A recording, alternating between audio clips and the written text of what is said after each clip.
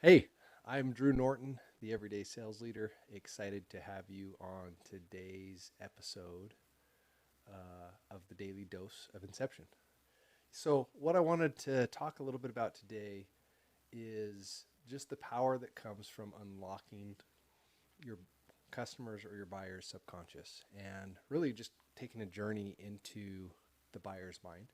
I think a lot of times I've seen that salespeople believe it's like how well I close somebody, having the right closing line or having the right closing technique is what makes sales. And the longer I've been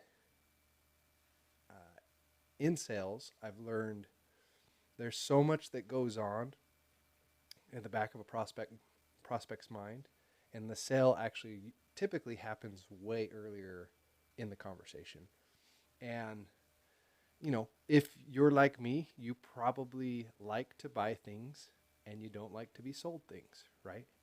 And so it's just really interesting, you know, are we leading people in our sales conversations? Or are we trying to drag them somewhere?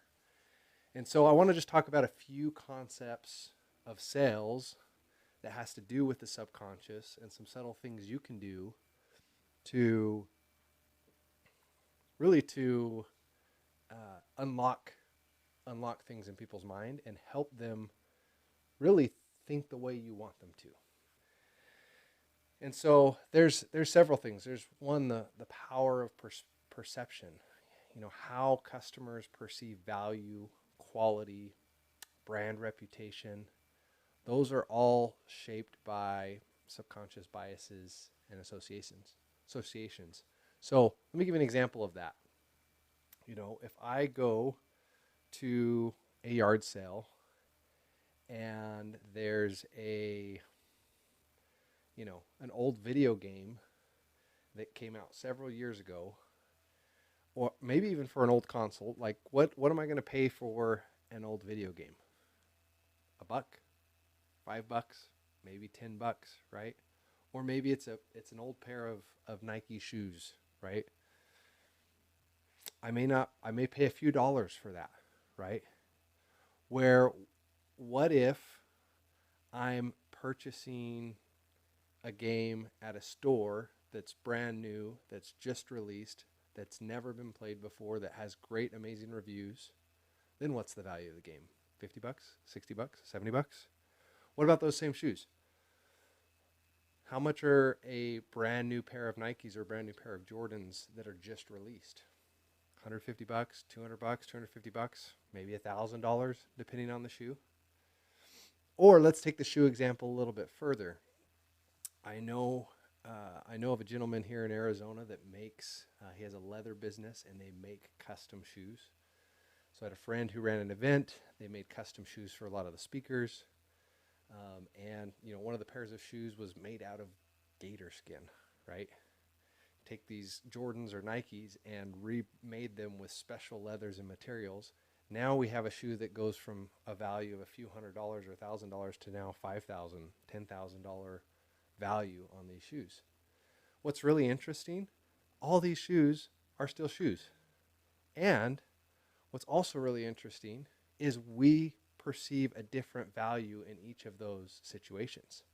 So the point being is we've got to remember that the price can change and the value can change, and those they go together, but the problem is we often lead with price and then try to bring a value behind it, where we want to lead with value first with people. Another part of this subconscious mind is emotional triggers. Emotions play a huge part in the buying process. And if we can tap into those emotions to create a sense of urgency, to create a sense of trust, to create desire, that can do so much to move things along. And the question might be, well, do people when they buy, do they buy emotionally or do they buy logically? They do both. Some will lean more one way, some will lean the other.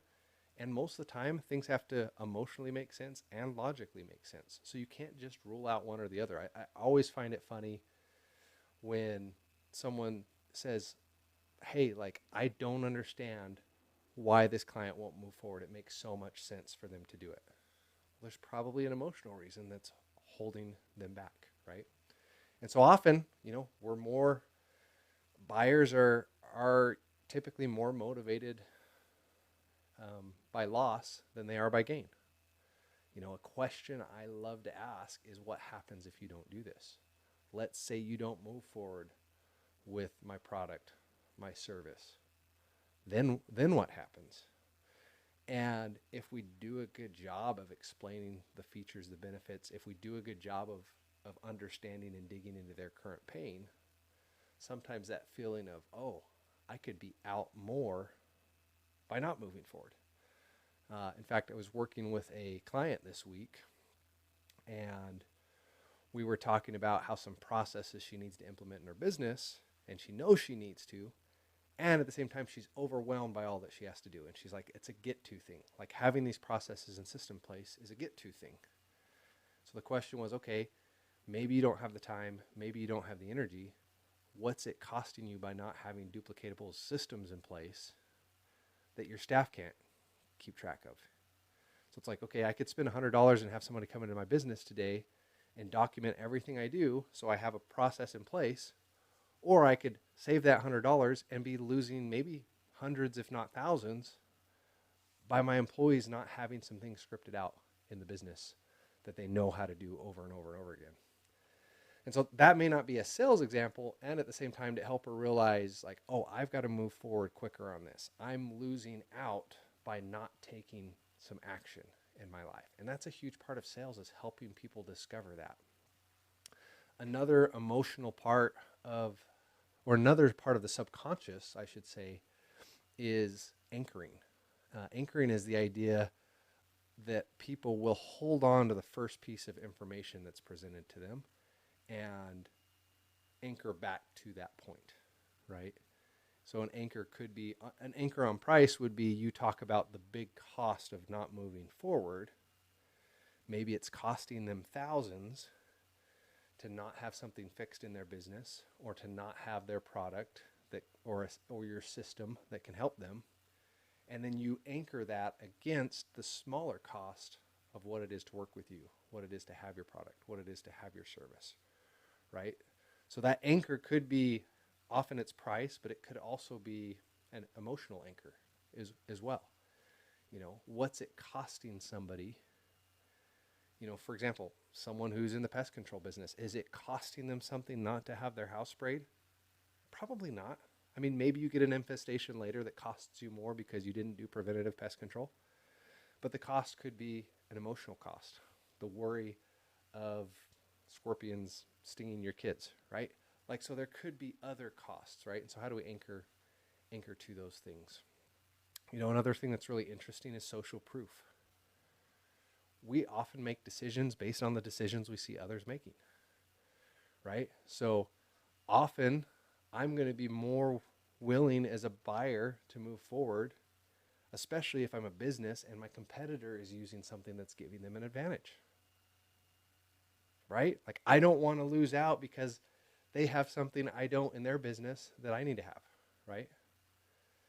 Another huge, and I alluded to this already, but just the idea of scarcity, the idea of loss aversion. There's fear in missing out. There's fear in losing things. And that really drives buyer behavior. Another thing that can be really powerful is, how do we suggest things to people? There's subtle ways you can influence someone's thoughts and behaviors through your language, through your body language, and through just cues in the environment. Example of that can be just using simple words like imagine if, or what would it look like if. But I love that word imagine. Imagine is a way to get people to think about what could happen in the future, right? Could it be possible? A subtle way to maybe offer an alternate opinion to something. It's also interesting. As people, we love stories. Stories creates an emotion. Stories create connection. So often we can have a more powerful sales message, and it can be more memorable if we tell some stories, especially if we tell a story about someone else who was in their shoes, whether that's yourself or whether that's a client or customer of yours. And, then just building rapport and building trust. Look, I don't think people buy because they trust you, and they definitely will not buy if they don't trust you, right? I think people buy because of value at the end of the day. And how do we do a good job of establishing some credibility, some authenticity when we talk to people?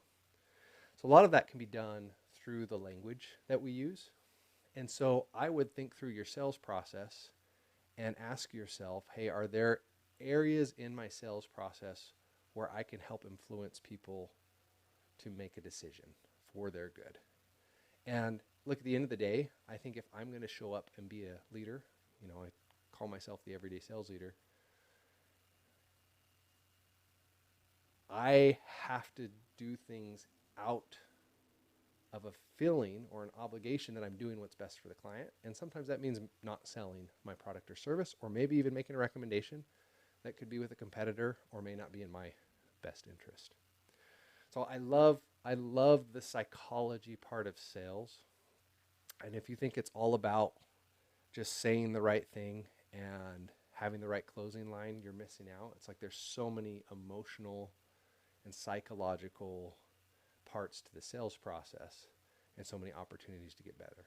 So that's what I would challenge you to think about today and identify in your sales script. We're going to talk more about some ways we can hack into those things more with our potential buyers, with our potential clients, and looking forward to continue this discussion. Thanks again for watching your daily dose of sales inception with me, Drew Norton, the Everyday Sales Leader.